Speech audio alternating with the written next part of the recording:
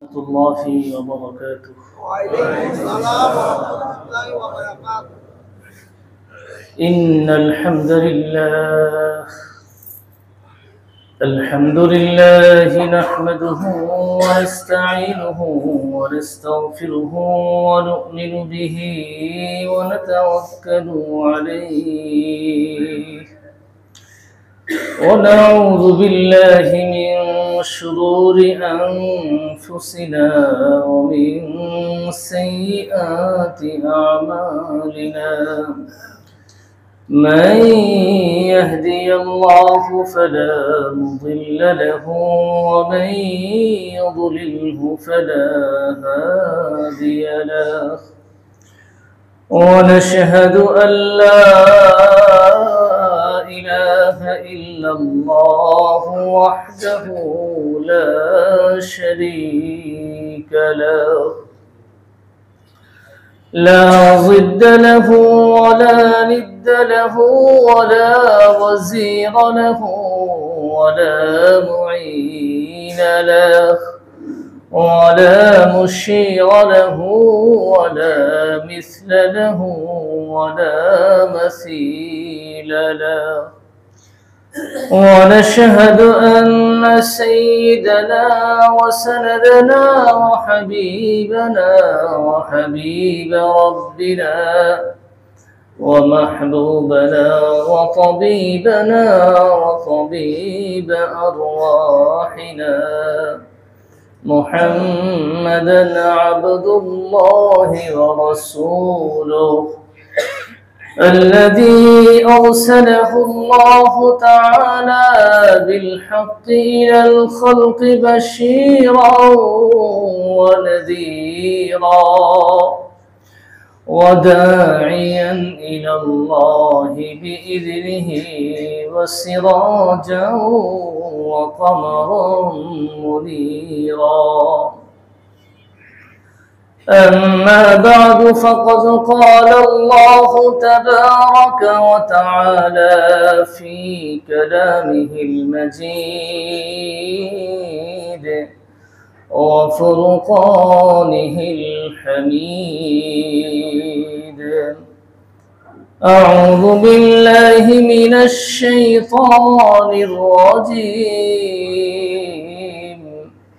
بسم الله الرحمن الرحيم.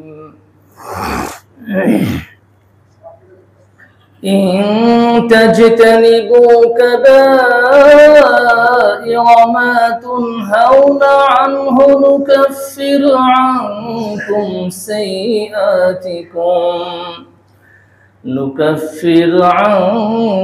سيئاتكم وندخلكم مدخلا كريما.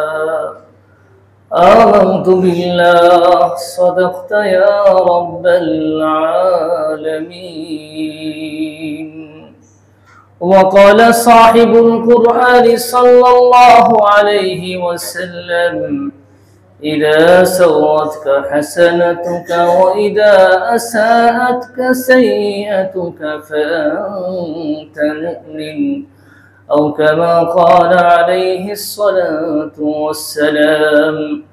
وقال تعالى في شأن حبيبه ومحبوبه ومعشوقه مخبرا وآمرا: إن الله وملائكته يصلون على النبي يا أيها الذين آمنوا صلوا عليه وسلموا تسليما. সকলে মুহাম্মদের সঙ্গে জোর আওয়াজে দরুদ ইব্রাহিমি পড়ি। আল্লাহুম্মা সাল্লি আলা محمد وعلى آل محمد كما صليت على إبراهيم وعلى آل إبراهيم إنك حميد مجيد. اللهم بارك على محمد وعلى آل محمد كما باركت على إبراهيم وعلى آل إبراهيم إنك حميد مجيد. الحمد لله ثم الحمد لله. আল্লাহ জাল্লা জালালুহু আম্মা নাওয়ালুহু দরবারে আলি শানে লাখ কোটি শুকর ও সুজুদ যে মহান রব্বুল আলামিন আমাদেরকে দুনিয়াবি সকল কাজ থেকে ফারিগ করে এক আল্লাহ রব্বুল আলামিনের পবিত্র ঘর মসজিদে আসার বসার, কোরআন ও সুন্নাহ থেকে কিছু আলোচনা শোনার এবং আমাকে বলার সুযোগ দান করলেন। এজন্য সে রব্বে করিমের দরবারে তার এই শিখানো বাক্যে কালিমাতুশ শুকর আদায় করি, আলহামদুলিল্লাহ। মুহতারাম হাজিরিন, আমি আপনাদের সামনে মহাগ্রন্থ আল কোরআনুল কারীমের সূরাতুন নিসার একটি আয়াতে কারিমা তিলাওয়াত করেছি এবং আকা ইনামদার তাজদারে মদিনা সরকারে দু আলম ফখরে মওজুদাত जिगर गोशे आमिना जनाब हजरत मुहम्मदुर रसूलुल्लाह सल्लल्लाहु अलैहि वसल्लमेर अहादीसे मुबारका থেকে ছোট্ট করে হাদিসের অংশ বিশেষ তিলাওয়াত করেছি। আল্লাহ রাব্বুল আলামিনের তৌফিক শামিলে হাল হলে এই আয়াত এবং হাদিসকে সামনে রেখে কিছু কথা রাখার চেষ্টা করব। ওমা তৌফিকি ইল্লা বিল্লাহ আলাইহি তাওয়াক্কালতু ওয়া ইলাইহি উনীব। মুহতারাম মুসল্লিয়ান কিরাম, আজ 2025-এর 5ই ডিসেম্বর আমার এই বছরের শেষ জুমা। হাদিসে আসছে রাসূল করিম সাল্লাল্লাহু আলাইহি ওয়াসাল্লাম বলেছেন, ইন্নামাল আমালু বিল খাওয়াতিম, শেষ ভালো যার সব ভালো তার। এটা হাদিসের তরজমা। অতীতে আমাদের যাই হয়েছে সামনের জীবনটা যেন আরো সুন্দর হয়। অতীতে যত গুনার কাজ করেছি সামনে যেন গুনার কাজ আর না হয়। অতীতে আমার আপনার কারো দ্বারা যদি মানুষের হক নষ্ট হয়ে থাকে সামনে যেন আর না হয়। অতীতে যদি আল্লাহর নাফরমানি হয়ে থাকে সামনে থেকে যেন আর না হয়। বৎসরের শেষ মুহূর্তগুলো এটা আমাদেরকে শেখায়। আমরা তো বৎসরে বৎসরে জন্ম দিবস পালন করি না? অথচ এই কালচার আমাদের না। ইসলাম জন্মদিন, মৃত্যু দিবস, আরো যত দিবস আছে কোনো দিবসকে অ্যালাউ করে না, সমর্থন করে না। মানুষ জন্ম দিবস পালন করে, এটা খ্রিস্টানদের কালচার। কবরে ফুল দেওয়া, এটা খ্রিস্টানদের কালচার। এগুলো মুসলিমদের কালচার নয়। আপনি 80 বছর আগে জন্মগ্রহণ করেছেন, 81 বছরের মাথায় এসে আপনি জন্মদিন পালন করতেছেন, আপনার তো আনন্দের কিছু নাই। আপনার জীবন থেকে মনে করুন আপনার 90 বছর হায়াত নির্ধারিত, আপনার জীবন থেকে 80 বছর চলে গিয়েছে। এজন্য কেক কেটে সেখানে বন্ধু বান্ধব ফ্রেন্ড সার্কেলদেরকে নিয়ে ধুমধাম করে সেখানে আতশবাজি করা, এরপর আরো যা বলা হয় না, কি বলা হয়, হ্যাপি বার্থডে, আর কি বলা হয়, যাই হোক যে দিবস সেই দিবসের কথা বলা হয়। এটা খুশি আমরা প্রকাশ করি, কিন্তু বিবেকের আকলের দাবি হচ্ছে এদিন কান্নাকাটি করা। কি করা? আপনার জীবন থেকে 80টা বছর চলে গেছে, আপনি যখন তাকাবেন আমার জীবনের ক্যাপিটাল কি, পুঁজি কি, সরমায়া কি, তা আপনি দেখবেন আমার জীবনে যা হওয়া উচিত ছিল সেটি হয়নি, আর যা হওয়া উচিত ছিল না সেটি আমার আপনার দ্বারা বেশি হয়েছে। তো এটা সামনে রেখে আপনার ভাবার দরকার ছিল, আমি কি খুশি প্রকাশ করব বন্ধু বান্ধবদেরকে নিয়ে, নাকি অনুতপ্ত হব, অনুশোচনা প্রকাশ করব, নিজেকে সামনের দিনের জন্য প্রস্তুত হওয়ার জন্য আমি নিজেকে শুধরানোর জন্য এখন থেকেই প্রস্তুতি গ্রহণ করব, এটা ভাবার উচিত ছিল। কিন্তু বাস্তবে এটা হয় না, আমরা আনন্দ জোয়ারে গা ভাসিয়ে দিই। কথা বুঝতেছেন ভাই? আজকে 2025, কারো জীবনে হয়তো 60 বছর, কারো 65, কারো 20, কারো 25, কম বেশি যাই হোক না কেন, অতীতের জীবন থেকে নিয়ে সামনের জীবনটা যেন আমাদের কি হয়, সুন্দর হয়। আমার আলোচনার বিষয় ছিল, আমি যখন ছিলাম আল্লাহর দোয়া যখন উমরা করতে গিয়েছিলাম, আল্লাহর তৌফিক, আমার নিয়ত ছিল যেহেতু ভূমিকম্প হয়েছে দেশে, এরপর এক বাউলকে ধরা হয়েছে না, কথা বলেন, যে কোরআনের ব্যাপারে ইসলামের ব্যাপারে কথা বলেছে, আমার বিষয়বস্তু ছিল ওটা মাথায় যে আমি ওই বিষয় নিয়ে আলোচনা করব। কিন্তু এখানে আসার পরে মনে হয়েছে ওটা এখন পুরানো হয়ে গেছে, ওই সময়টা সময় না হলে আর মজা হয় না। এই জন্য আমি ওই আলোচনাটা রেখে দিলাম, ওটা সামনেও করা যাবে যে কোনো সময়। অতীতেও এই ধরনের বিষয় নিয়ে আলোচনা হয়েছে, যেন এই বিষয় না রেখে যে বিষয়টা আমি আমার ক্ষুদ্র জ্ঞানী প্রয়োজন মনে করতেছি, যেন আমি আজকে আসার আগে বিষয়টা চেঞ্জ করেছি। মূলত আগে থেকে যে প্ল্যান ছিল বিষয় নিয়ে আলোচনা, বিষয় ছিল ওইটা। তো জুমার দিনে আমি গোসল সেরে যখন জুমার প্রস্তুতি নিচ্ছিলাম, মনে হলো না এই বিষয়টা আলোচনা করাটা বেশি প্রয়োজন। আল্লাহ তাআলা আমাদের সকলকে ওই কথাগুলোই বলার এবং ওই কথাগুলো শোনার তৌফিক দান করুন, যে কথাগুলো আমাদের দুনিয়া আখিরাতের জন্য, দুনিয়া আখিরাতের কল্যাণের জন্য এবং আখিরাতের অনন্তকালীন ভয়াবহ শাস্তি থেকে আমাদের পরিত্রাণ দিবে, জান্নাতে প্রবেশ করাবে। এই ধরনের কথাগুলো, দামি কথাগুলো যেন আমি আপনি বলতে পারি, শুনতে পারি এবং সর্বশেষ আমল করতে পারি, সেই তৌফিক দান করুন। আজকে আলোচনা আমার যে মূল বিষয় সেটি হচ্ছে গুনাহের ক্ষতি এবং গুনাহ থেকে বেঁচে থাকার উপায়। গুনাহ করলে কি কি ক্ষতি হয় এবং গুনাহ থেকে আমি আপনি কিভাবে বেঁচে থাকব। গুনাহের পরিচয় আগে জানতে হবে, গুনাহ কাকে বলে। আমি যদি গুনাহ কাকে বলে, গুনাহ কি জিনিস সেটাই না জানি, আমি গুনাহ করতে থাকবো আর মনে করতে থাকবো সওয়াব করতেছি। কথা বলেন, বেদাতি যারা, তাদের তওবা নসিব হয় না। কেন? তারা বেদাত করে, সওয়াব মনে করে। সওয়াব মনে করে কি করে? বেদাত করে। যেমন মিলাদ কিয়াম করে, দাঁড়িয়ে যায়। কথা বলেন, কি মানুষে দাঁড়িয়ে যায়? যে রাসূল আমার এই দরুদের মজলিসে চলে আসছে, দাঁড়াতে হবে। কি করতে হবে? রাসূলকে সম্মান জানাতে হবে, ধুম করে দাঁড়ায় যায়। কি যায়?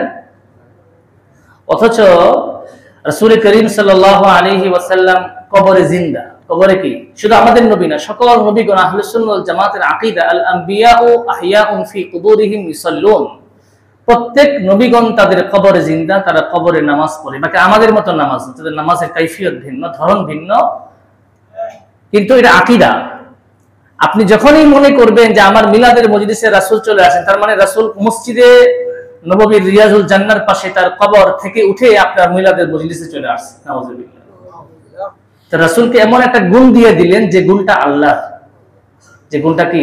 আল্লাহ। রাসূল সাল্লাল্লাহু আলাইহি ওয়াসাল্লাম হাদিসে বলছেন, কেউ যদি পৃথিবীর যে কোনো প্রান্ত থেকে আমার প্রতি দরুদ পাঠ করবে, ফেরেশতা রয়েছে আল্লাহর পক্ষ থেকে দায়িত্বশীল, সেই ফেরেশতা ওই বান্দার দরুদ আমি নবী মুহাম্মদের কাছে পৌঁছিয়ে দিবে। সুবহানাল্লাহ। এটা হাদিস। তার আপনি বলতেছেন যে আমার দরুদের মজলিসে রাসূল চলে আসছে, তার মানে রাসূল কবর থেকে উঠে, রাসূল কবর থেকে উঠলে তো কিয়ামতই হয়ে যাবে। কথা বলে না, কি হবে? তো আল্লাহর গুণ হাজির নাজির, তিনি সর্বত্র বিরাজমান। সর্বত্র কি? আল্লাহর গুণটা আপনি রাসূলকে দিয়ে দিলেন। কাকে দিয়ে দিলেন? শিরিক হলো। কি হলো? ঈমান থাকলো না, ঈমান চলে গেল। আপনি তো মনে করতেছেন মুহাব্বতের জুশে, আনন্দের আতিশায্যে, আবেগে আপনি রাসূলকে সম্মান জানাতে গিয়ে শিরিক করে ফেলছেন। আপনি খবর নাই। কি নাই? খবর নাই। কবরে ফুল দেওয়া, সামনে 16 ডিসেম্বর, কথা বলে না, 21শে ফেব্রুয়ারি, 26শে মার্চ, বিশেষ বিশেষ দিবসগুলো আসলে আমাদের রাষ্ট্রীয়ভাবে সাভারের জাতীয় স্মৃতিসৌধে, শহীদ মিনারগুলোতে কি দেওয়া হয়? কি দেওয়া হয়? এই ফুল দিলে কবরস্থ ব্যক্তি, যিনি যত বড় নেতার খেতাই হন, কোন লাভ আছে তার? গ্রাম পাবে? হ্যাঁ? কবরে আল্লাহ না করুক আযাব হয়ে থাকলে আযাব মাফ হবে? মাফ হওয়া তো দূরের কথা, লাঘব হবে? যতক্ষণ ফুল দিবে, যতক্ষণ ফুলটা তাজা থাকবে, ততক্ষণ অন্তত কবরে আযাবটা লাঘব হবে। এই ধরনের কোন কোরআন সুন্নাহর আয়াত হাদিস আজ পর্যন্ত জীবনে শুনছেন? থাকলে সেনা শুনবেন আপনি। তা আমরা করি না এগুলো। 1 মিনিট নীরবতা পালন করি। কি করি? কবরের সামনে দাঁড়িয়ে বাস, সংসদেও 1 মিনিট নীরবতা পালন করা হয়। কথা বলে না। সংসদে 1 মিনিট খরচের জন্য কত টাকা খরচ হয় আপনাদের কারো ক্যালকুলেশন জানা আছে? আমাদের জাতীয় সংসদে 1 মিনিটের, প্রতি মিনিটের খরচ কত, কত বিল আসে আপনাদের জানা আছে? মুসলমানদের ট্যাক্সের টাকায় ওই 1 মিনিট খাম্বার মতো খাড়ে থাকার জন্য তাদের দেওয়া হয় না। কথা বলে না। আপনাকে আল্লাহ তাআলা জবান দিয়েছেন, আপনি সূরা ফাতিহা পড়েন, সূরা ইখলাস পড়েন, দুরূদ শরীফ পড়েন, ইস্তিগফার পড়েন, আপনি যা পারেন সেটাই পড়েন। এটাই পড়তে হবে জরুরি না। কুরআন কারীমের যে স্থান থেকে পারেন সেটা পড়ে আপনি আল্লাহর কাছে দোয়া করেন। কথা বলেন। এটা না করে আপনি খাম্বার মতো খাড়াই থাকেন, মনে করতেছে এটা ভালো, অথচ এটা মুসলমানদের সংস্কৃতি, যেটা আলোচনার বিষয় না। বলতেছিলাম গুনার পরিচয়। গুনাহ কাকে বলে? গুনাহ শব্দটা ফার্সি, কিন্তু আমাদের কাছে বাংলা বাংলাই লাগে। গুনাহ শব্দটা শুনতে শুনতে কি লাগে? শব্দটা মূলত ফার্সি, শব্দটা মূলত কি ভাই?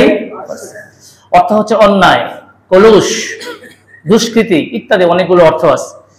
আর আরবিতে গুনাহ শব্দ বোঝানোর জন্য অনেকগুলো পরিভাষা আছে, যেমন আল ইসম, আল খাতা, আল মাসিয়া, আল জুরম, আল যামব, সবগুলো অর্থে কি গুনাহ বা পাপ অর্থে ব্যবহৃত হয়। এক কথায় হচ্ছে আল্লাহ রাব্বুল আলামিন এবং তার রাসূলের আদেশ পালন না করা, এটা কি গুনাহ, বা আল্লাহ রাসূলের বিরুদ্ধাচরণ করা এবং তাদের যত নিষেধকৃত কাজ এগুলো করা, এসবগুলো কি ভাই? গুনাহ। আল্লাহ যা করতে বলেছেন এগুলো না করা, আল্লাহর নাফরমানি করা, রাসূলের নাফরমানি করা, যেগুলো নিষেধ করেছেন এগুলো বেশি বেশি করা, এগুলো কি ভাই? প্রত্যেকটাই গুনাহ। চাই গুনাহটা প্রকাশ্যে করা হোক, সবার সামনে দিবালোকি করা হোক, অথবা রাতের 3টায় আপনার রুমে আপনি ল্যাপ মুড়ি দিয়ে আপনার পাশের জন্য ঘুমাই রয়েছে, সে জানে না, কিন্তু যিনি জানার তিনি কি? যিনি জানে না। আপনি যতই গোপন করুন, আপনার মোবাইলের ভিতরে আপনি যতই ডিভাইস আর যতই লক আর যতই যা কিছু করুন, দুনিয়ার কেউ জানলো না, কেউ ধরতে পারলো না, আইটি বিশেষজ্ঞ বুঝতে পারলো না, কিন্তু যিনি জানার তিনি জানবেন কিনা? শুধু তাই না, ওয়া'লামু মা ফিল বাররি ওয়াল বাহর, আল্লাহ রাব্বুল আলামিন এমন জাতের সত্তা, ইয়া'লামু তিনি জানেন, মা ফিল বাররি ওয়াল বাহর, জলে এবং স্থলে, সমুদ্রের পানির তলদেশে আর স্থলভাগে যা কিছু আছে, আমি আপনি দেখি আর না দেখি, বুঝি আর না বুঝি, এগুলো সব ইয়া'লামু কি জানে? আল্লাহ জানে। শুধু তাই না, ওমা তাসকুতু বি ওয়ারাকাতিন ইল্লা ইয়া'লামুহা, আর 3টা আর 2টা গভীর ঘুম, আপনার 10 তলা 15 তলা ফ্ল্যাট বাসার একদম টপ উপরে একটা গাছের পাতা মরমর ধ্বনিতে পড়ে গেছে, আপনি কিচ্ছু টারপেন নাই, আমেরিকার রাডারে ধরা পড়ে নাই, ইসরায়েল রাডারে ধরা পড়ে নাই, কিন্তু ওমা তাসকুতু বি ওয়ারাকাতিন ইল্লা ইয়া'লামুহা কে জানে? ওয়ালা হাববাতিন ফি যুলুমাতিল আরদি ওয়ালা রাববি ওয়ালা ইয়াবিসিন ইল্লা ফি কিতাবিন মুবিন, সমুদ্রের তলদেশে একটা বালুকণা এপিঠ থেকে ওপিঠ হয়েছে, দুনিয়ার কোন রাডারে ধরা পড়ে নাই, কে জানে? আল্লাহ জানে। কে জানে? আল্লাহ। শুধু তাই না, ইয়া'লামু খাইনাতাল আয়ুনি ওয়া মা তুখফিস সুদূর, আপনি চোখের পলক, আপনি রাস্তা দিয়ে হাঁটছেন, পাশের এক মেয়ের দিকে আপনি তাকালেন, দুনিয়ার কেউ দেখলো না, কেউ বুঝলো না, সিসি ক্যামেরায় ধরা পড়লো না, কিন্তু ইয়া'লামু খাইনাতাল আয়ুন, আপনি যে চোখের খিয়ানত, ইয়া'লামু কে জানে? আল্লাহ জানে। শুধু তাই না, ওয়া মা তুখফিস সুদূর, বান্দা অন্তরে যা গোপন করেছে, যা লুকায়িত রেখেছে, আজ থেকে 20 বছর পরে হয়তো সে কল্পনা করবে, এখনো তার কল্পনা আসে নাই, সেটাও কে জানে? আল্লাহ জানে। আল্লাহ রাব্বুল আলামিন এমন জাত আর সত্তা। তো সেই আল্লাহ রাব্বুল আলামিনের যদি নাফরমানি করেন, এই নাফরমানি বুঝার জন্য সিসি ক্যামেরার প্রয়োজন হয় না, কথা বলেন, আইনা দেওয়ার প্রয়োজন হয় না, প্রশাসনের প্রয়োজন হয় না, গোয়েন্দার প্রয়োজন হয় না, স্বয়ং আল্লাহ রাব্বুল আলামিন যথেষ্ট। তারপর আল্লাহ রাব্বুল আলামিন আমার আপনার সাথে ফেরেশতা দিয়েছেন, দিয়েছেন কিনা? দিয়েছেন। কথা বলেন, কেমন ফেরেশতা? আমি আপনি ঘুমাই যাই, কিন্তু ফেরেশতা 24 ঘন্টা জাগ্রত। আপনি মরার আগ পর্যন্ত কি থাকবে? আপনার সাথের ফেরেশতা জাগ্রত। মা ইয়ালফিজু মিন কওলিন, বান্দা যে কথাই বলুক না কেন, আমি যে কথা বলতেছি রেকর্ড হচ্ছে, একটা তো মোবাইলের রেকর্ড, এটা যে কোনো সময় ফিনিশ হয়ে যেতে পারে, নষ্ট হয়ে যেতে পারে, কিন্তু ফেরেশতার রেকর্ড এটা কি হয় না? নষ্ট হবে না। মা ইয়ালফিজু মিন কওলিন, বান্দা যে কথাই বলুক না কেন, ইল্লা লাদাইহি রাকিবুন আতীদ, অতন্দ্র প্রহরী রয়েছে, দুই পাশে কি আছে? তারা ঘুমায় না, অতন্দ্র প্রহরী সদা সর্বদা জাগ্রত। আমি আপনি ঘুমিয়ে যাই, 5 দিন 10 দিন বেশি মেহনত হলে ক্লান্ত হয়ে যায়, কিন্তু ফেরেশতা ক্লান্ত হয় না। ফেরেশতা কি হয় না?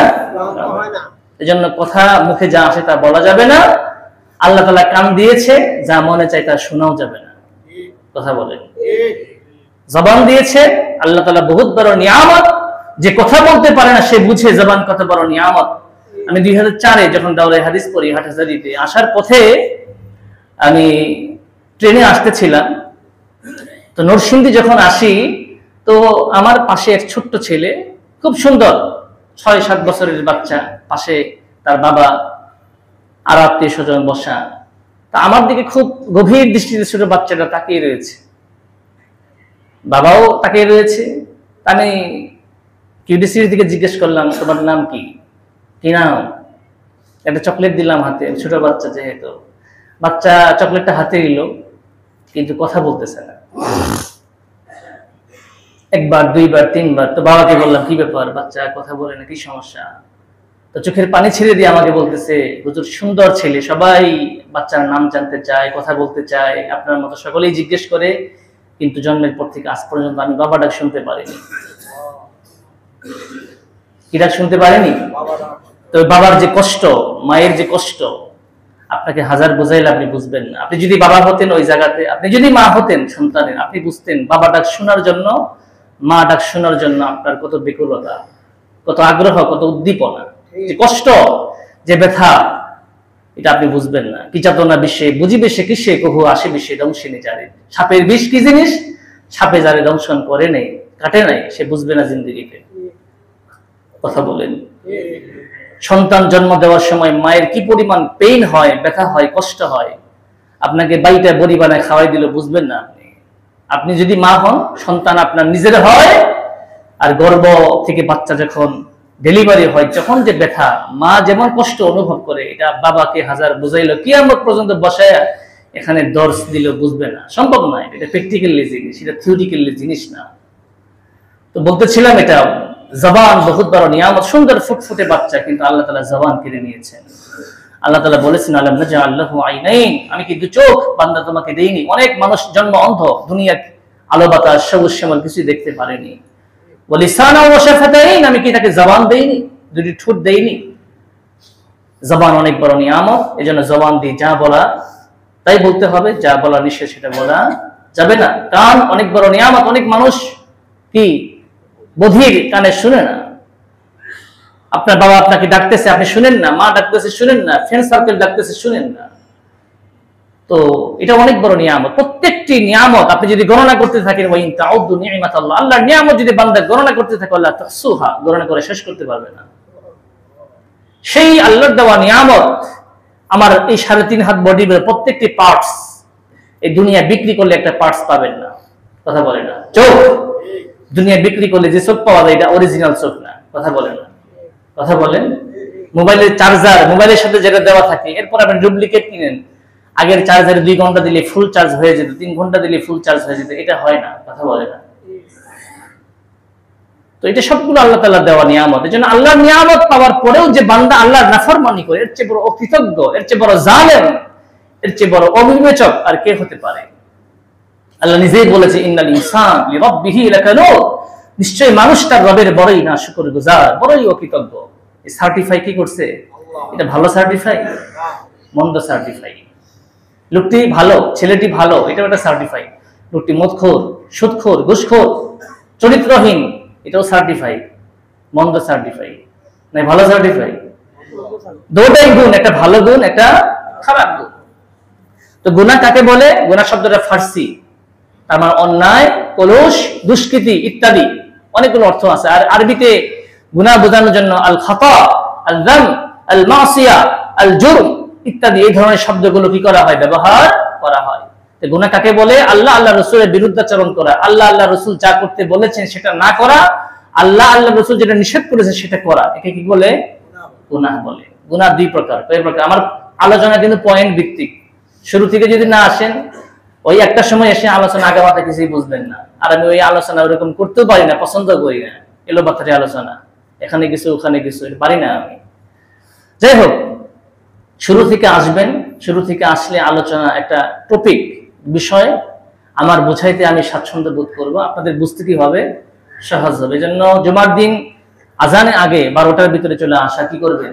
চেষ্টা করবেন। পারবেন ইনশাআল্লাহ ভাই? কারা কারা পারবেন না হাত তুলি তো? ওই যে 2 জন হাত তুলে ফেলছে। আমি বলছি কারা কারা পারবেন না?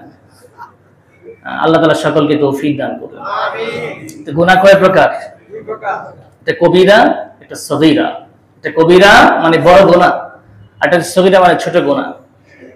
কবিরা গুনাহ কাকে বলে? যে গুনার শাস্তির ব্যাপারে কোরআন এবং সুন্নাহয় স্পষ্টভাবে কি আসছে? ওয়াইদ, ধমকি আসছে, সুস্পষ্টভাবে আসছে। এগুলো কবিরা গুনাহ। কবিরা গুনার সংখ্যা কি পরিমাণ? কোরআন এবং হাদিসে কোথাও স্পষ্ট স্পেসিফিকলি সংখ্যা নির্ণয় করা হয় নাই, বাকি বিভিন্ন হাদিসে এবং কোরআনে কারীমের আয়াত দ্বারা বোঝা যায় এগুলো কবিরা গুনাহ, স্পষ্ট। সংখ্যাও অনেক, কেউ 70 বলেছেন, কেউ 73 বলেছেন, কেউ 100-এর উপরে বলেছেন। আর সগীরা গুনাহ যেগুলো ছোট গুনাহ, এগুলোর ব্যাপারে ওয়াইদ আসেনি, কি আসেনি? ধমকি আসেনি। বাকি বান্দা এগুলো সগীরা গুনাহ বারবার করতে থাকলে, সগীরা গুনাহ করতে করতে বান্দা কবিরা গুনাহে লিপ্ত হয়ে যায়। কি হয়ে যায়? এরশাদ শিকদার প্রথমেই এরশাদ শিকদার হয়েছিল? কথা বলে। আমাদের মেজর জেনারেল জিয়াউল হাসান একদিনে কসাই হয়েছিল? কথা বলে। আরো যত দাগি দাগি আসামি যারা ব্যাংক লুট করছে, শেয়ার বাজার কেলেঙ্কারি করছে, একদিনে কি এত বড় বড় চুরি করছে? চুরি করতে করতে করতে করতে সাহস বেড়ে গেছে। কথা বলে না। দেখছে চুরি করে কি পাওয়া যায়? শেল্টার পাওয়া যায়, রাজনৈতিক শেল্টার, রাষ্ট্রীয় শেল্টার, সমাজের ভিতরে কি পাওয়া যায়? স্ট্যাটাস পাওয়া যায়, মর্যাদা পাওয়া যায়। চুরি করতে আরো উদ্বুদ্ধ হয়েছে। কথা বলে না। আমাদের দেশে চোর চুরি করে জেলখানায় যায়, ডাকাত হয়ে ফিরে আসে, আবার ডাকাতি করে আবার জেলখানায় যায়, সন্ত্রাসী হয়ে ফিরে আসে, সন্ত্রাসী সন্ত্রাস করে জেলখানায় যায়, গডফাদার হয়ে ফিরে আসে। কথা বলে। আমাদের দেশে রাজনৈতিক কালচার হচ্ছে যে দলে করুক না কেন, আপনি আওয়ামী লীগ করুন, বিএনপি করুন, সবটি আমার দেখা আছে এগুলো। আপনি আমার সাথে ভালো দেখছেন। রসুনের গোড়া এক, রসুনের কি ভাই? সব সুরের একই গোড়া। এগুলো দেখবেন মূল উদ্দেশ্য, আপনি যে দলই করেন না কেন, রাজনৈতিক শেল্টারে আমাদের সন্ত্রাসী পালা হয়। কি বলা হয়? আমাদের জেলখানাগুলোর যে চরিত্র নৈতিকতা শিক্ষা দেওয়ার জন্য পুরো ব্যবস্থাপনা রাখা হয় নাই। সেখানে ঘুষ চলে কি? সিগারেটের প্যাকেট। এটা আমি বানাই বলতেছি তা না। আমাদের সাথী ভাই 2001 সালে ফতোনি আন্দোলন যখন হলো, আমাদের ক্লাসের 8 জন জেলখানা, আমরা গেছি তো বারবার, এই দৃশ্যগুলো দেখে আসছি আমরা। তারা আপনি বলছেন এরপরে শুনে আমি বলতেছি তা না, আমি নিজের চোখে দেখে আসছি এগুলো। হয়তো আল্লাহ আমারে বাঁচাই দিয়েছে জেলখানা থেকে, কিন্তু যে পরিস্থিতি আমিও চলে যেতাম হয়তো 2001-এ, আল্লাহ বাঁচাইছে। কত নিরীহ মানুষ নামাজরত অবস্থায় ছাত্রদেরকে দোয়া করতেছে মাগরিবের নামাজের সময়, জামি মুহাম্মাদিয়া, চিনবে আল্লাহর বান্দা, মুয়াজ্জিন সাহেব চিনবে, ওদিকে ছিল নূর মসজিদ, সামনে জামি মুহাম্মাদিয়া। মাগরিবের নামাজ পড়া হয়েছে, জোহরের নামাজ, মাগরিবের নামাজ, জোহরের নামাজের সময় ফরজ শেষ, দোয়া। এখান থেকে পুলিশ বাইরে উঠে নিয়ে গেছে, কোনো অপরাধ নেই, খামাখা। আমি মসজিদের গেটে দাঁড়ানো, গেটের সামনে দাঁড়ানো। আমাদের ছাত্র সংসদের ভিপি হুমায়ুন কবির ভাই দাওরায়ে হাদিস পড়ানো, সারা বেগে পড়িতে হবে, তাকেও বিনা অপরাধে ধরে নিয়ে গেছে। এরকম অনেক। যাই হোক, তো আমাদের সাথী ভাই যে কল্পনা করছে আমি যদি সেই জায়গাতে থাকতাম কেমন লাগতো। আমরা প্রত্যেক সপ্তাহে গেছি পালা করে, ওদের কি লাগে, কি সমস্যা। কেউ 4 মাস পরে, কেউ 8 মাস পরে মুক্তি পাইছে। এগুলো তো রাজনৈতিক মামলা ছিল। যাই হোক, বলতেছিলাম যে আমাদের জেলখানাগুলোতে চরিত্র সংশোধন করার জন্য কোনো ব্যবস্থা রাখা হয়নি। আমাদের টঙ্গীতে আছে না কিশোর সংশোধনী কেন্দ্র, কি জেলখানা, ওখানে যা চলে সংশোধন তো হওয়া দূরের কথা, আকামের আখড়া, অসামাজিক কাজের কি আখড়া। আল্লাহ হেফাজত করুন। বলতেছিলাম গুনাহ 2 প্রকার, এটা কবিরা, এটা সগীরা। কবিরা কোনো সংখ্যা কোরআন হাদিসে স্পষ্ট কোনো স্পেসিফিকলি সংখ্যা আসে নাই, বাকি অনেক, কেউ 70, কেউ 77, কেউ 100-এর উপরে বলেছেন। আর ইমাম গাযালি রাহমাতুল্লাহি আলাইহি, নাম তো শুনছেন, অনেক বড় আলেম, অনেক বড় বুজুর্গ, অনেক কিতাব লিখছেন, ইহয়া উলুমুদ্দিন, আর অনেক কিতাব লিখছেন। ইমাম গাযালি রাহমাতুল্লাহি আলাইহি বলেন কোন গুনাহ সগীরা না, কোন গুনাহ কি না। তিনি বলছেন কোন গুনাহ, মানে প্রত্যেকটি গুনাহ তার নিচেরটার তুলনায় সে কবিরা গুনাহ। এটা গুনাহ করছেন, তার চেয়ে ছোট গুনাহ আছে না, ওটার তুলনায় এটা কি কবিরা গুনাহ। এজন্য ইমাম গাযালি বলছে কোন গুনাহ কি নাই, এটা তার ব্যক্তিগত মত, বাকি উলামায়ে কিরামের মত কবিরা গুনাহ রয়েছে, সগীরা গুনাহ রয়েছে। কবিরা গুনাহ তওবা ছাড়া মাফ হয় না। কবিরা গুনাহ কি ছাড়া? আবার কবিরা গুনাহের ভিতরে 2 রকম, একটা বান্দার হক, এটা আল্লাহর হক। বান্দার হক, আল্লাহর হক। আল্লাহর হক তওবা করলে আল্লাহ মাফ করে দিবেন। বান্দার হক আল্লাহ তাআলা তওবা করলেও কি করবেন না, বান্দার কাছে মাফ চেয়ে নিতে হবে, অথবা তার প্রাপ্য পাওনা বুঝিয়ে দিতে হবে। আপনি আপনার ভাইয়ের জমি মাইরা খাইছেন, বোনের জমি তারে বুঝাই না বিক্রি করে দিচ্ছেন, কথা বলে না। আপনার ভাতিজা, আপনার ভাগিনার জমি আপনি সুন্দরভাবে এই টাল্টু পাল্টু বুঝ দিয়ে আপনি কি করছেন, দখল করছেন। আমাদের সমাজে এগুলো আছে কিনা?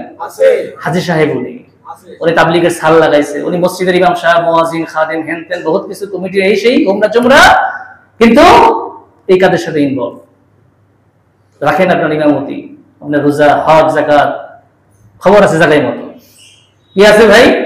দুনিয়া আদালতে পার পেয়ে গেলেন, কিন্তু বোনের হক দিচ্ছেন না, আপনি ভাইয়ের হক দিচ্ছেন না, ভাগিনার হক মেরে খাচ্ছেন, ভাতিজার হক মেরে খাচ্ছেন।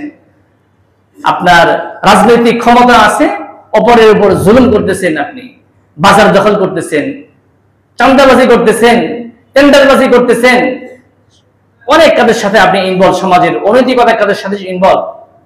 সমাজে আপনি পার পেয়ে গেলেও জায়গা মতো কি খাবেন? কট খাবেন। কি খাবেন? আপনি কইলেও ঠিক, না কইলেও ঠিক, খাট খাবেন না? নাকি আত্মবিশ্বাস আছে ওখানেও ঘুষ চলবে? আল্লাহ বলতে ঘুষ চললে হ্যাঁ, গোশ চলবে না। আল্লাহ কবরে শাস্তি এমন ফেরেশতাদেরকে নিয়োজিত করছেন যারা কানে শুনে না। কথা বলেন, আপনি যতই মা বাবারে করে সিলান দেন, ঠিক আছে না, মানুষের তো দয়া আসে, কি আসে, বাবাকে মা বাবাকে সিলান দিলে একটা মানুষ তো মানবিকতার বিষয় আছে, একসময় মারতে মারতে সে নিজেও কি হয়ে যায়, হাত দেখা করে মারতেও তো কি লাগে, এনার্জি খরচ হয় না। আপনি একসময় কি হবে, নিস্তেজ হয়ে যাবেন মারতে মারতে, কিন্তু ফেরেশতা নিস্তেজ হবে না। এমন ফেরেশতা চোখে দেখে না, কথা বলেন না, আপনি কোন জায়গাতে বাড়ি দিতে সেটা দেখবেন না, চোখ বন্ধ করে মারি দিবে। হাসার জন্য বলতেছি না, হাদিস খুলেন পাবেন।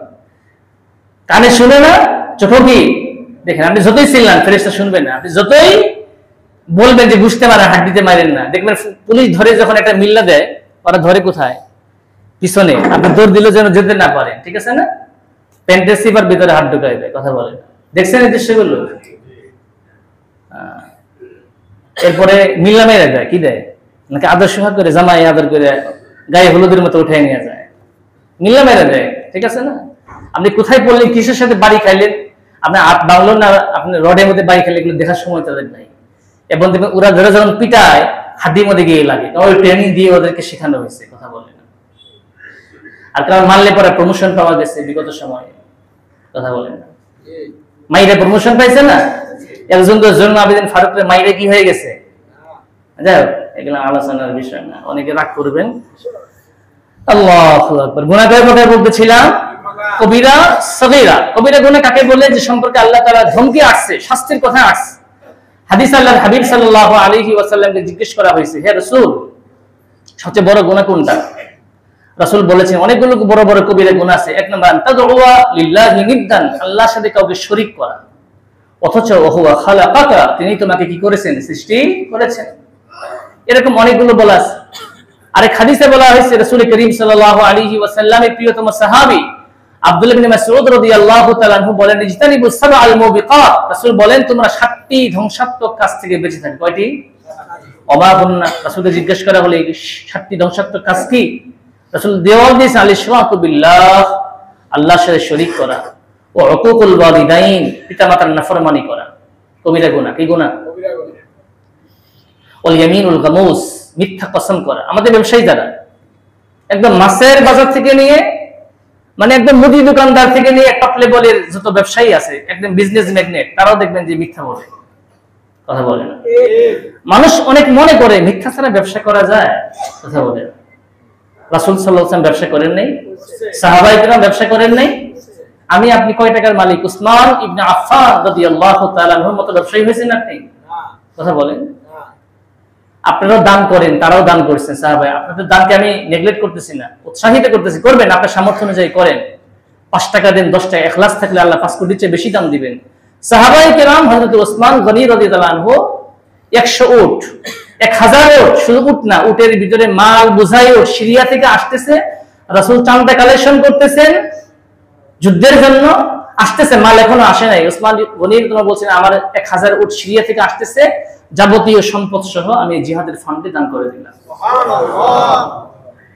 আমার আপনার কলিজাতে বুটি মাছের আত্মা কি 1000 টাকা দান করলে 10 বছর ধরে বলি, মসজিদে দিছি একটা ফ্যান, কথা বলে না, একটা এসি দিয়ে দিছি, এসি দিয়ে মনে করেন জান্নাত কামাই করে ফেলছেন নিয়া, কবুল হইলে তো আপনার 7 কপাল, এটা বলার তো কিছু নাই।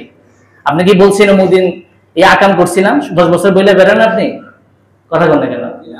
এটা নেকির কাজ করে বলে বেড়ান কেন আপনি? নেকির কাজ করে সাথে সাথে ভুলে যাবেন, কথা বলেন। দান করছেন সাথে সাথে ভুলে যান, আকাম করছেন এটা ভুলেন না, কথা বলেন না। আমার দ্বারা কারো ক্ষতি হয়েছে, কারো উপর জুলুম হয়েছে, এটা সারা জীবন মনে রাখতেন, তার আল্লাহর কাছে মাফ চাইতে পারবেন, বান্দার কাছে মাফ চাইতে পারবেন, ভুলের অনুশোচনা আসবে। আর যদি উল্টা হয়, মসজিদে 50,000 টাকা, 1 লাখ টাকা, 2 লাখ টাকা একটা এসি, 10টা ফ্যান, ঠিক আছে না, এবার 3টা যাই যখন যেটা আসে দিয়ে আপনি যদি এটা বলে বেড়ান, আপনার দাম তো শেষই, জিন্দেগিতে ভালো কাজ করার তৌফিক হবে না, কথা বলেন। এজন্য দান করে এটা মনে রাখতে নাই, ভালো কাজ করে ভুলে যাবেন। আর গুনাহ হয়ে গেলে আল্লাহ না করুক, সাথে সাথে তওবা করা এবং এটা স্মরণ রাখা, আমার জীবনে এইটা অন্যায়, এটা স্পট ছিল, আমার দ্বারা এই অন্যায় হয়েছে, অমুকের উপরে জুলুম হয়েছে, এটা ভুলেন না। আমরা তো উল্টা, আমরা কি ভাই? এরকম মিথ্যা কসম দেওয়া, মিথ্যা ওয়াল ইয়ামিন ওয়া শাহাদাতু যুর, মিথ্যা সাক্ষী দেওয়া, এটাও কবিরা গুনাহ। কোর্ট কাছারিতে ভাড়াটিয়া সাক্ষী পাওয়া যায়, কি পাওয়া যায়? এই জুলাই ৩৬ জুলাইয়ের আন্দোলনে কত মানুষ দেখবেন ঘটনার সাথে তারা ইনভলভ না, মিথ্যা মামলা দিয়ে দেওয়া হয়েছে, ফাঁসাই দেওয়া হয়েছে। আবার অনেক দাগে আসামি ঘুরে ঘুরে বেড়াইতেছে, এখনো পুলিশ খুঁজেই পায় না, অনেক দাগে আসামি আমার আপনার সামনে কি ঘুরে বেড়াইতেছে, পুলিশ কি পায় না?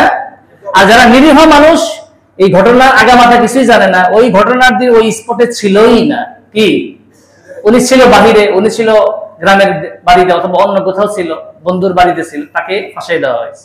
এটা একটা বাণিজ্য, কথা বলে না।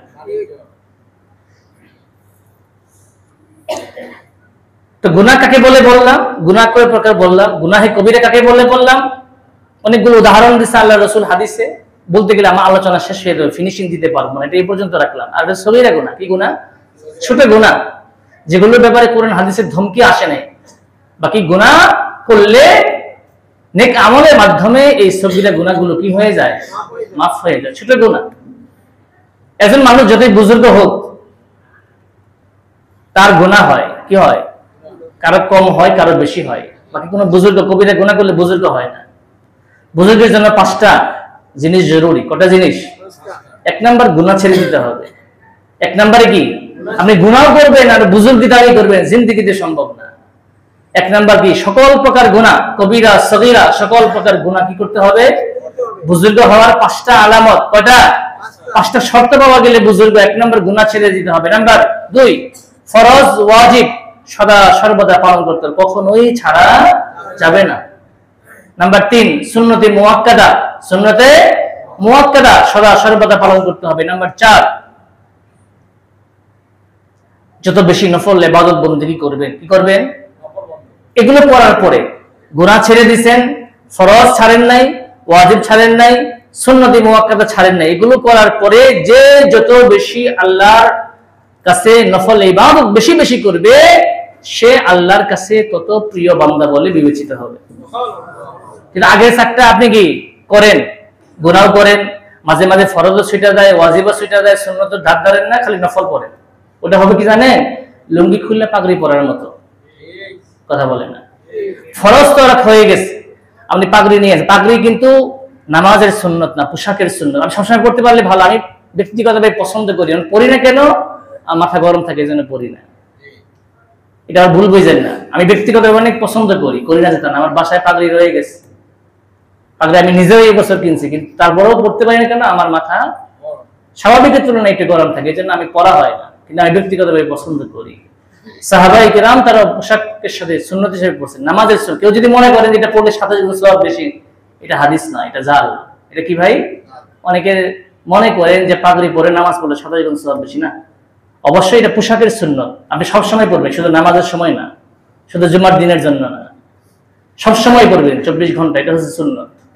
এটা কি ভাই? এটা প্রাসঙ্গিক বলে দিলে, এটা আলোচনার বিষয় না আমার।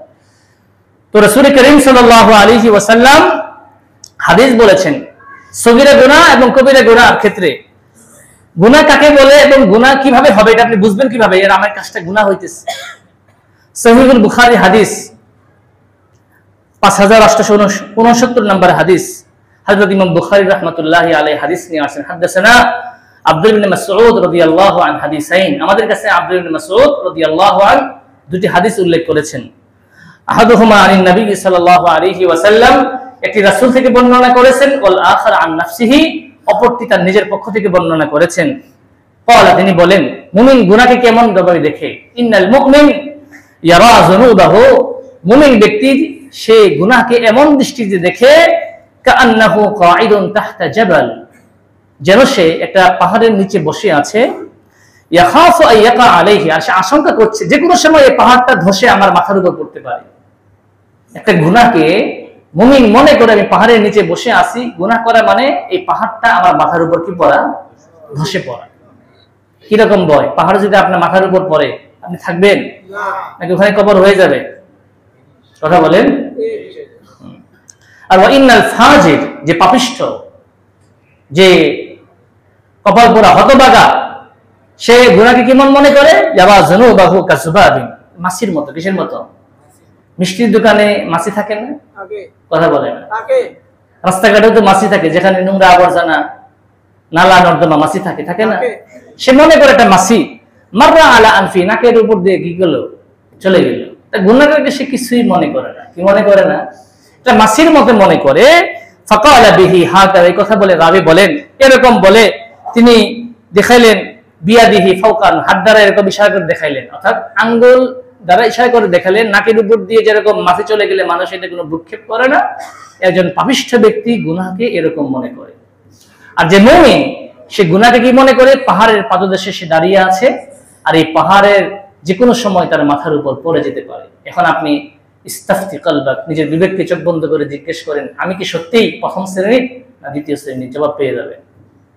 কথা বলেন, জবাব পাবেন না? আপনার কাছে গুনাহ কি এরকম মনে হয় যে পাহাড় আপনার উপরে পড়ে যাবে, এরকম ভয় হয় গুনাহ করতে, নাকি এটা কিছুই মনে হয় না? আপনি নিজেই বুঝতে পারবেন। নেকি আর গুনাহের মতো পার্থক্য কিভাবে বুঝবেন? আল মুস্তাদরাকুল হাকিম, হাদিসের প্রসিদ্ধ কিতাব, সে কিতাবের দ্বিতীয় খণ্ডের 306 পৃষ্ঠায় 2217 নম্বর হাদিস।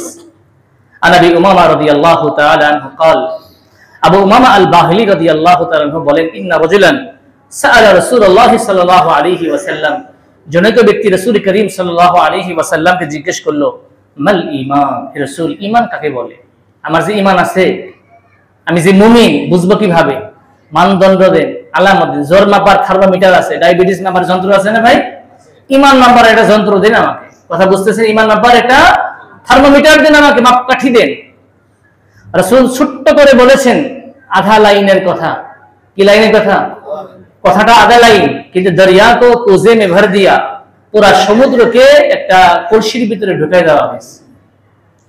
কথাটা কি? ইদা সাগাতকা হাসানাতুকা, যদি নেকির কাজ করলে তোমার অন্তরে ভালো লাগে, প্রফুল্ল লাগে, উল্লাসিত হয়, মন ভালো লাগে, ভালো কাজ করলে যদি তোমার মন ভালো লাগে, নেকির কাজ করতে ভালো লাগে, দান সৎকার করতে ভালো লাগে, দিনের কাজ করতে ভালো লাগে, দিনের কাজে খরচ করতে ভালো লাগে, দিনের যারা ধারক বাহক তাদের সাথে চলতে ভালো লাগে, কোরআন সুন্নাহর কথা শুনতে ভালো লাগে, যে কোনো দিনের কাজে তুমি অগ্রগামী হতে পারো, আর এটা ভালো লাগে।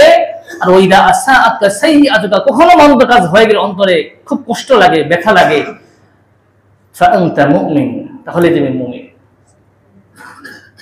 আপনি দান করলে যদি মনে ভালো লাগে, কোন নেককার মানুষকে খাওয়াইতে পারলে ভালো লাগে, কোন গরিব মিসকিনকে খাওয়াইতে ভালো লাগে, কোন অভাবী মানুষকে সাহায্য করতে ভালো লাগে, আত্মীয়স্বজনের হক আদায় করতে ভালো লাগে, মসজিদ, মাদ্রাসা, দ্বীনি কাজ, হাসপাতাল, বিধবাকে বিয়ে দেওয়া, দরিদ্র অসহায়দেরকে লালন পালন করা, ইত্যাদি যত ভালো কাজ সমাজে আল্লাহ তাআলা, আল্লাহ রাসূল দেখে গেছেন, এগুলো করতে ভালো লাগে, ফাআনতা মুমিন, তাহলে তুমি মুমিন। আর যদি গুনাহ কাজ হয়ে গেলে অন্তরে খারাপ লাগে, হ্যাঁ জামাতটা আজকে তাকবীরওয়ালা ছুটে গেল, কি গেল, সারা জীবন তাকবীরওয়ালা ছুটে না, আজকে ছুটে গেল। অনেক ঘটনা আছে। রশিদ আহমদ গঙ্গোহী রাহমাতুল্লাহি আলাইহি, নাম শুনছেন? ওই দুইজন শুনছেন। ফকিহুন নফস বলা হয়, দারুল উলুম দেওবন্দের সরপুরুষ ছিলেন হযরত হাকিমুল উম্মাত আশরাফ আলী থানভী রাহমাতুল্লাহি আলাইহি। যখন দারুল উলুম দেওবন্দ থেকে ফারিগ হন, তার মাথায় যিনি পাগড়ি পরিয়ে দিয়েছিলেন, যে অতিথি, রশিদ আহমদ গঙ্গোহী রাহমাতুল্লাহি আলাইহি। ব্রিটিশদের বিরুদ্ধে যে রেশমি রুমাল আন্দোলন হয়েছিল, ব্রিটিশ খেদাও আন্দোলন, সেখানে মূল সেনানায়কের ভূমিকা যারা ছিলেন, কাজীউল কুযাত ছিলেন, প্রধান চিফ জাস্টিস ছিলেন হযরত রশিদ আহমদ গঙ্গোহী রাহমাতুল্লাহি আলাইহি। অনেক বড় আলেম ছিলেন, অনেক বড় বুজুর্গ ছিলেন রশিদ আহমদ গঙ্গোহী রাহমাতুল্লাহি আলাইহি। দারুল উলুম দেওবন্দের মজলিসে মাহফিল চলতেছিল, হঠাৎ করে সবাই পুরাতন ছাত্র যারা, তখন তো পাকিস্তান বাংলাদেশ হয় নাই, এক ছিল, ব্রিটিশ পিরিয়ডের ঘটনা, মুসাফা করতে আসছেন হাজার হাজার ছাত্র, পৃথিবীর বিভিন্ন প্রান্ত থেকে তার কাছে পড়তে আসছেন দেওবন্দে, ফারিগ হয়ে গেছে, বিভিন্ন কর্মক্ষেত্রে আছেন। দেখা সাক্ষাৎ করতে করতে আসরের নামাজের ইকামত দিয়ে দিছে, উনি যেতে যেতে তাকবীরে উলা ছুটে গেছে। কথা বলে না, তাকবীরে উলা কি কারণে? ছাত্রদের সাথে, মুহিব্বিন মুতাআল্লিকিনদের সাথে মুলাকাত করতে করতে কি সময় এতটুকু চলে গেছে যে তাকবীরে উলাটা আল্লাহু আকবার ইমাম সাহেবের সাথে বলতে পারে নাই, এর পরক্ষণে গিয়ে হাজির হয়েছে, মানে 2 সেকেন্ড 5 সেকেন্ডের বেশি দিক হয়ে গেছে। নামাজ পড়ে রশিদ আহমদ গঙ্গোহী রাহমাতুল্লাহি আলাইহি সেন্সলেস হয়ে গেছে, বেহুশ হয়ে গেছে। তো মুহিব্বিন মুতাআল্লিকিন পেরেশান, নামাজের আগে পুরা সুস্থ, সবার সাথে মোলাকাত করলেন, এখন নামাজ পড়ে বেহুশ হয়ে গেলেন। কি কারণ? পানি দেয়, কথা বলে, ডাক্তার আনতে যায়, রশিদ আহমদ গঙ্গোহী কথা বলতেছেন না, ইশারা করতেছেন। ডাক্তার আনার দরকার নেই, পানি দেওয়ার দরকার নেই, পর আফসোস করে বলছেন আজ 22 বছর পর, কত বছর পর আমার প্রথম জীবনের তাকবীরে উলা আজকে ছুটে গেল। এই পেরেশানিতে আমি বেহুশ হয়ে গেছি। আল্লাহর কাছে কি জবাব দিব যদি আমার এই নামাজে আসরটাই আমার জীবনের শেষ নামাজ হয়ে যায়? আল্লাহর কাছে সারা জীবনের আমল একরকম, আর শেষ আমলটা এমন যে আমার শেষ আমল শেষ আসরের নামাজটা তাকবীরে উলা ছিল না। এই ভয়ে, এই কারণে আমি সেন্সলেস হয়ে গেছি। ডাক্তার আনতে হবে না, কবিরাজ আনতে হবে না। আমার আপনার জীবনে এরকম ঘটনা ঘটছে? এই কারণে তারা রশিদ আহমদ গঙ্গুহি হয়েছেন, আর আমি আপনি সলিমুদ্দি কলিমুদ্দি রয়ে গেছি। কথা বলেন, তারা করতেছেন ভাই? তারাও আলেম ছিলেন, আমরাও আলেম। আলেম আলেমে পার্থক্য আছে। ওই ধরনের এক আলেম আর জগতের সব আলেম একখানে করলে এক হবে না। যাই হোক, তো ঈমান কাকে বলে? মুমিন আপনি বুঝবেন কিভাবে? যদি নেক কাজ করতে ভালো লাগে, গুনাহ হয়ে গেলে যদি খারাপ লাগে, তা মুমিন। রাসূল এর পরে বলেন, ক্বালা ইয়া রাসূলুল্লাহ, সাহাবায়ে কেরাম জিজ্ঞেস করেন, হে আল্লাহর রাসূল, মাল ইসমু, গুনাহ কাকে বলে? রাসূল তখন বলেন, ইদা হাকা ফি সাদরিকা শাইউন ফাদাহু, যদি কোনো কাজ করতে অন্তরে খটকা লাগে, অস্বস্তি লাগে, কি লাগে, তাহলে সেই কাজ ছেড়ে দাও, সেটাই গুনার কাজ। সিনেমা দেখতে যাবো কি যাবো না, বন্ধু ঠেলতেছে, আয় যাই জীবনে প্রথম শ্যামলিতে যাই, ঠিক আছে না? কথা বলে আছে না? বাস স্ট্যান্ডে শ্যামলিতে আছে না? আর অনেক জায়গাতে তো আছে, আপনারা আমার কাছে ভালো জানবেন। আমি তো জীবনে ঢুকি নাই, আল্লাহ যেন না ঢুকায়। ওরা দেখবারও চাই না, বুঝবারও চাই না। আপনারা অনেক বুঝেন মাশাআল্লাহ, আর যেন নতুন করে না বোঝার তৌফিক দান করে, নাকি বোঝার তৌফিক দান করে দোয়া করো। এটা ভালো কাজের দোয়া। কোন সিনেমা দেখছেন আজ পর্যন্ত? পৃথিবীর শুরুর লগ্ন থেকে এই পর্যন্ত যত সিনেমা হয়েছে আর ভবিষ্যতে কিয়ামত পর্যন্ত হবে, একটা সিনেমার ভিতরে মানে নাচ নাই, গান নাই, মারামারি নাই, ফ্রি মিক্সিং নাই, এমন একটা সিনেমা আছে? কথা বলেন, আপনি এটা দেখতে যান কেন? বলা হয় পরিবারের সকলকে নিয়ে দেখার মতো ছবি। কথা বলেন, আমরা ছোটবেলায় যখন হেফজখানায় পড়ি, মাইকে শুনছি পরিবারের সকলকে নিয়ে দেখার মতো। আসলে কি পরিবারের সকলকে নিয়ে দেখা যায় ওই দৃশ্যগুলো? এটা নাচ, ছেলে মেয়ে নাচতেছে, নায়ক নায়িকা নাচতেছে, সাথে আরো কিছু সঙ্গী আছে, নদীর পাড়ে অথবা একটা স্পটে নাচতেছে, আর আপনি মা হয়ে সন্তানের সামনে, সন্তান হয়ে বাবার সামনে, বোনের সামনে এই দৃশ্য আপনি দেখবেন, আপনার লজ্জা লাগবে না? কথা বলেন না, কথা বলেন। লজ্জা থাকলে আপনি জীবনও যেতেন না, আর যদি লজ্জা থাকে আর ভুলে শয়তানের ঝুঁকাই পরে চলে যান, ওই দৃশ্য দেখার সাথে সাথে ফল থেকে দৌড় দিবেন আপনি। কথা বলেন না। এখন আসেন, আলোচনা এই পর্যন্ত গেল মাত্র দুইটা বিষয়। এটা হলো গুনাহ কাকে বলে, আর ঈমান আপনি বুঝবেন কিভাবে আপনার ভিতরে আছে। আর এখন আসেন গুনাহে কবিরা, গুনাহে সগীরা বললাম, গুনার ক্ষতিগুলো, গুনাহ করলে ক্ষতি কি হয় জানার দরকার আছে না? আরো অনেক আলোচনার বিষয় ছিল, সময় আমি বারবার দেখতেছি। গুনার ক্ষতি অনেকগুলো ক্ষতি, আমি আজকে 5টি ক্ষতি বলবো। কয়টি ক্ষতি? 1 নাম্বার, গুনাহ করলে মানুষের জ্ঞান এবং মুখস্থ শক্তি কমে যায়। কি যায়? অনেক যুবক আসে, তুমি কলেজে পড়েন, ইউনিভার্সিটিতে পড়েন, কলেজে পড়েন, হাই স্কুলে পড়েন, পড়ি, মনে থাকে না। কি থাকে না? আমি জিজ্ঞেস করো, লাইফ স্টাইলটা বুঝতে চেষ্টা করি, তুমি কি মোবাইল ইউজ করো? হ্যাঁ, মোবাইল সবার হাতে হাতে, আমার হাতে, আপনার সবার হাতে মোবাইল। মানে বউ ছাড়া চলে, মোবাইল ছাড়া চলে না। বৌদির জামাই ছাড়া চলে, মোবাইল ছাড়া চলে না। রাগ করেন না, বাস্তবতা বলতেছি আর কি। কারণ এটা জিনিসটা এমন, 4 ভাই 2 বছর পরে একত্রিত হয়েছে, কথা বলেন না, আলাপ পারবেন না, সুখ দুঃখের আলাপ পারবেন না, না। 4 ভাইয়ের হাতে মোবাইল, সবাই মোবাইল নিয়ে ব্যস্ত। 5 বোন একটা অকেশনে, একটা অনুষ্ঠানে একত্রিত হয়েছে, 5 বোন মোবাইল নিয়ে ব্যস্ত, কথা বলে না, কেউ কারোর সাথে কথা বলে না। এই দৃশ্যগুলো এখন বাস্তব না বাস্তব?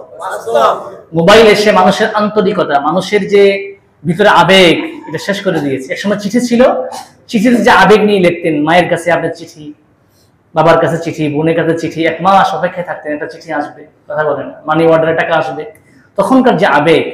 আর এখন বিকাশ করলে কি, একটা ক্লিক করলে কি আধা মিনিটের ভিতরে টাকা চলে যেতেছে। এই আবেগ আর সেই আবেগ পার্থক্য আছে। কথা বলে, আগে মানুষের অভাব ছিল, আন্তরিকতার কোনো ঘাটতি ছিল না।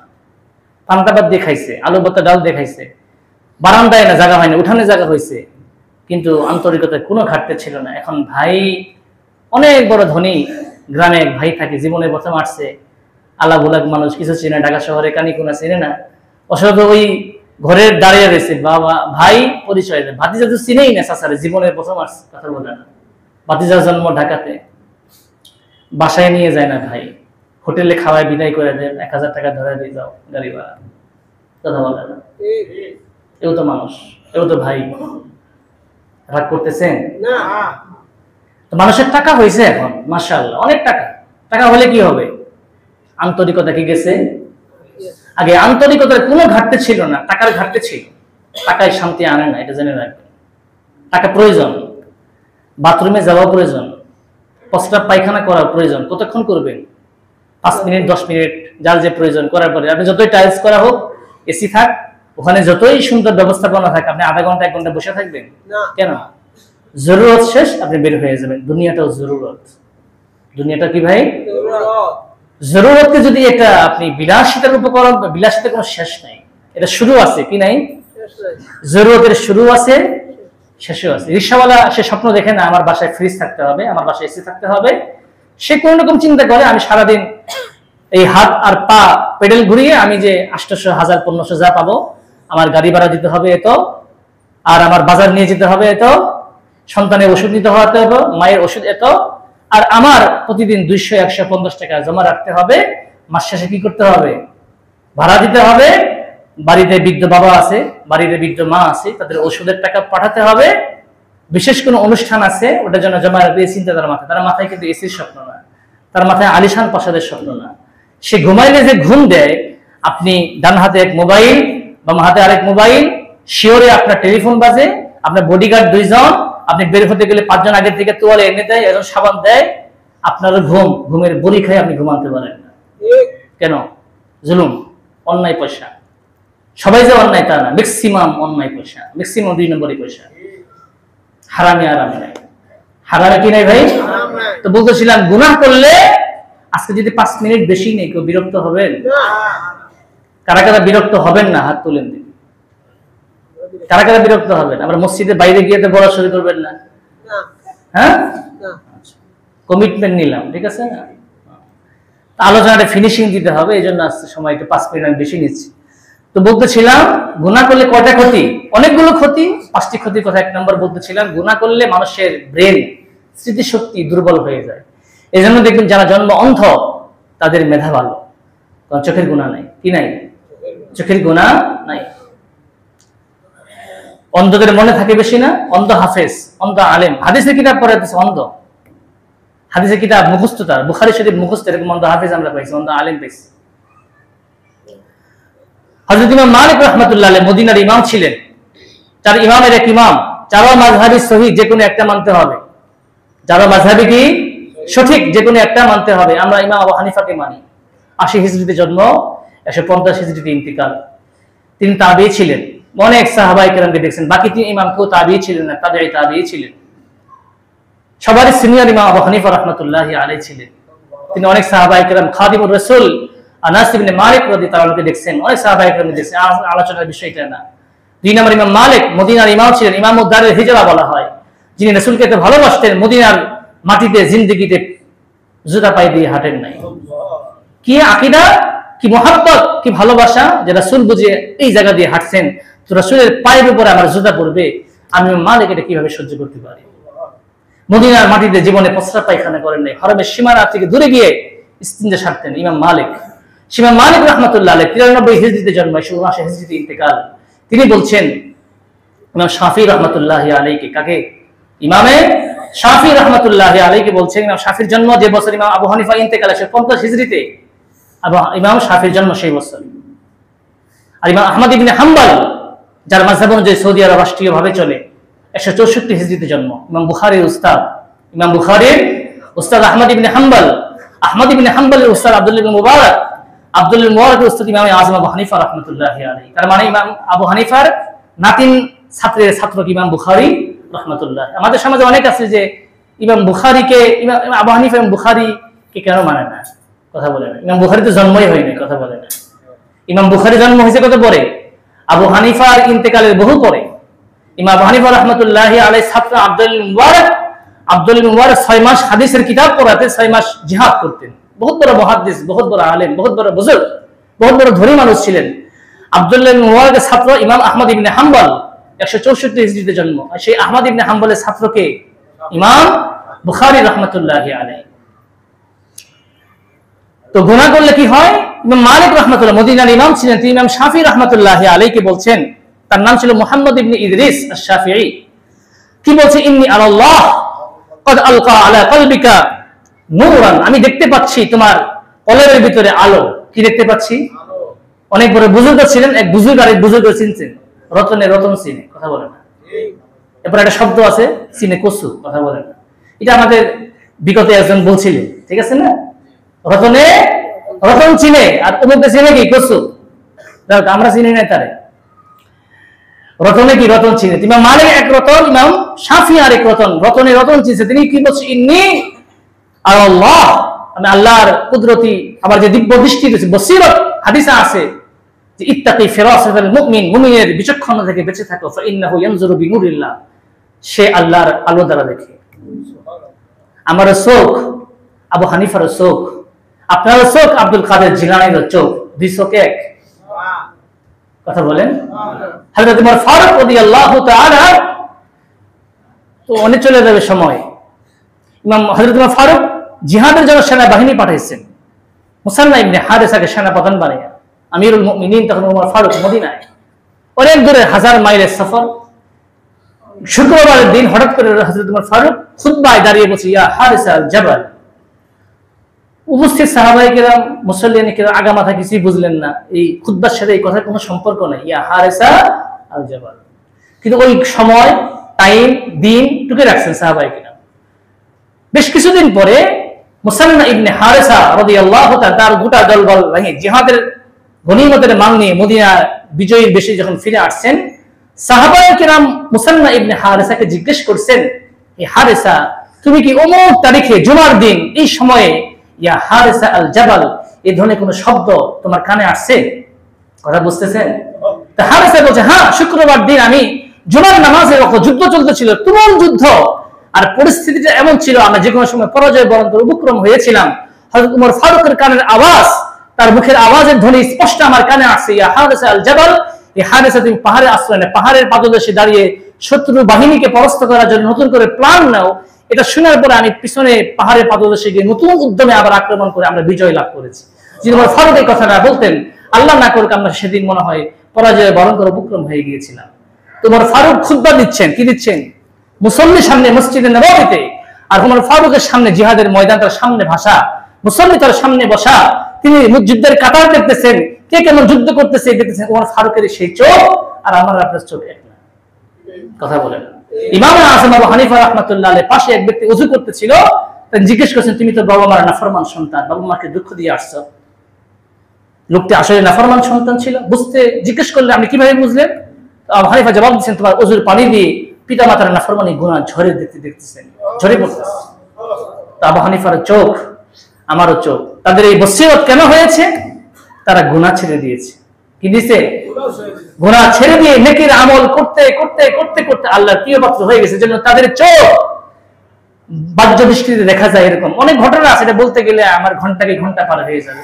এক নম্বর বলতেছি, মালিক ইমাম শাফিঈ বলতেছিলেন, আমি তোমার অন্তরের ভিতরে আলো দেখতে পাচ্ছি, কাজে ফালা তুফসিহু বিজুলমাতিল মাসিয়া, নাফরমানির অন্ধকার দিয়ে তুমি এই আলোকে কখনো নিভিয়ে দিও না, তার মানে গুনার কাজ করো না।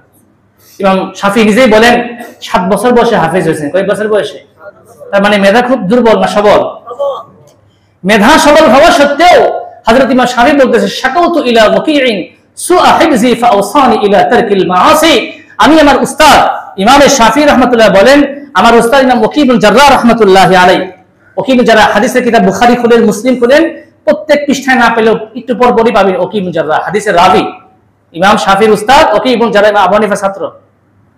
ওয়াকি ইবনে জাররাহ রাহমাতুল্লাহি বলতেছেন, আমি আমার উস্তাদ ওয়াকি রাহমাতুল্লাহি বললাম, আমি গুনাহ করি, আমার তো স্মৃতি শক্তি দুর্বল। কত 7 বছর বয়সে হাফেজ, তিনি কি বলতেছেন? ফাওসানি ইলা তারকিল মাআসি, আমাকে আমার উস্তাদ ওয়াকি ইবনে জাররাহ বললেন তারকিল মাআসি, গুনাহ ছেড়ে দাও। 7 বছর বয়সে বাচ্চা কি বালেগ না নাবালেগ? নাবালেগের কোন গুনাহ আছে? গুনাহ করলে গুনাহ লেখা হয় না, সওয়াব করলে বাবা মার খাতায় আমলনামা ওঠে, আর গুনাহ করলে লেখা হয় না। নেকি করলে কার যায়? বাবা মার খাতায় ওঠে। বালেগ হওয়ার পর থেকে শরীয়তের ফয়সালা, গুনাহ করলে গুনাহ, সওয়াব করলে কি সওয়াব লেখা হয়। এজন্য ছোট বাচ্চাদেরকে মসজিদে নিয়ে আসবেন, ছোট বাচ্চার হাত দিয়ে মসজিদে 500-1000 টাকা দান করানোর অভ্যাস করবেন, বাচ্চাদের দিয়ে ফকিরকে ভিক্ষা দিবেন, বাচ্চাদের দিয়ে পাশের প্রতিবেশীকে খাবার দেওয়ার চেষ্টা করবেন। বাচ্চা ছোটবেলা থেকে দিনের কাছে শিখবে, কথা বলতেছেন ভাই? ফাইনাল ইলমা নূরুম মিন ইলাহি, কারণ ইলমটা হচ্ছে আল্লাহ প্রদত্ত নূর, ও নূরুল্লাহ, আল্লাহর নূর, লা ইউতা লিআসিকুন নাফরমানকে দেওয়া হয় না। আজকে একটাই বললাম, আলোচনার সময় অনেক হয়ে গেছে, বিরক্ত হবেন। গুনার ক্ষতি কয়টা বলতেছিলাম? এক নাম্বার কি বললাম? গুনাহ করলে স্মৃতি শক্তি দুর্বল হয়। কাজে যারা হাই স্কুলে পড়েন, কলেজে, ভার্সিটিতে পড়েন, বিসিএস পরীক্ষার্থী, গুনাহ ছেড়ে দেন। কি দেন? বাকিরা করবেন নাকি? তারা যেহেতু শিক্ষার্থী, আমাদের যুব সমাজ যদি ভালো হয়ে যায়, সামনে জেনারেশন কি হবে? এখন যৌবন যার, ইবাদত করা তার শ্রেষ্ঠ সময়, গুনাহ ছেড়ে দেওয়া তার শ্রেষ্ঠ সময়। কবিতাতে কবি লিখেছেন, এখন যৌবন যার, যুদ্ধে যাওয়া তার শ্রেষ্ঠ। ব্রিটিশ পিরিয়ড ছিল, যুদ্ধের প্রয়োজনের জন্য যুদ্ধের কথা বলছেন। কিন্তু আমি আমার কথা বললাম, এখন যৌবন যার, ইবাদত করা তার শ্রেষ্ঠ সময়, এখন যৌবন যার, গুনাহ ছেড়ে দেওয়া শ্রেষ্ঠ সময়। আল্লাহ রাব্বুল আলামিন আমাদের সকলকে সকল ধরনের গুনাহ, সগীরা কবিরা, সকল ধরনের গুনাহ থেকে বেঁচে থেকে আল্লাহর বেশি বেশি এটাকে আমল করার, রাসূলের সুন্নাহ মোতাবেক জীবন যাপন করার তৌফিক দান করুন। আমিন ওয়া আখিরু দাওয়ানা আলহামদুলিল্লাহি রাব্বিল আলামিন। আসসালামু আলাইকুম ওয়া রাহমাতুল্লাহি ওয়া বারাকাতুহু।